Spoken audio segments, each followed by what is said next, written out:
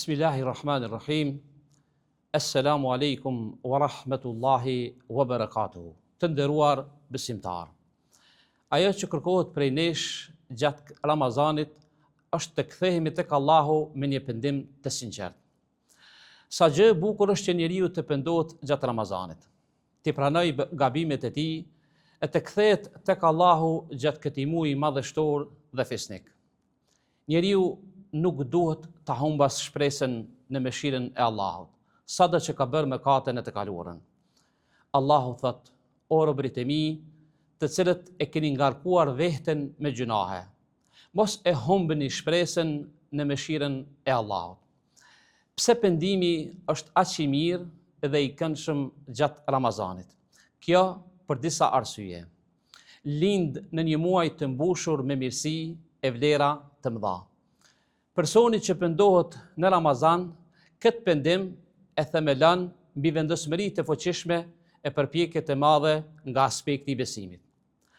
Atmosfera shpirtërore në Ramazan i nxit njerëzit që të pendohen dhe i bën që të jenë të qëndrueshëm e të kapur fort për fenë e Allahut, gjë që e shohim të gjithë gjatë Ramazanit.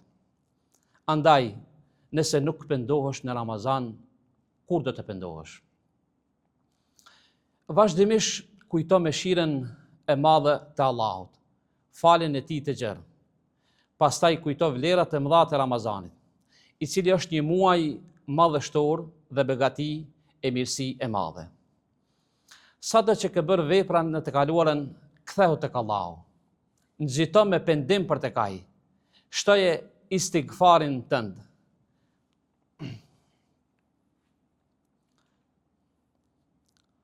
Ndërpriti mëkatet e bëra deri tash dhe tregohu i sinqert dhe i vendosur me Allahun gjatë Ramazanit, sepse ndodh të jetë Ramazani i fundit për ty. Allahu thot: "Vërtet unë jam falës për atë që pendohet, beson dhe bën veprat e mira dhe pastaj qëndron në rrugë të drejtë." Pejgamberi Muhammed sallallahu alaihi wasallam në një hadith kutsi tregon se Allahu ka thënë: "O biri i Ademit, përderisa më lut mua dhe shpreson tek unë t'i fali mëkatet e tua. O biri i Ademit, edhe nëse mëkatet e tua arrin kupen qellore e pastaj kërkon falje tek unë të fali. Vërtet Allahu kërkon nga te pendim dhe kthim tek Ai sinqerisht dhe me vendosmëri." Ju dëshirojmë iftar të këndshëm.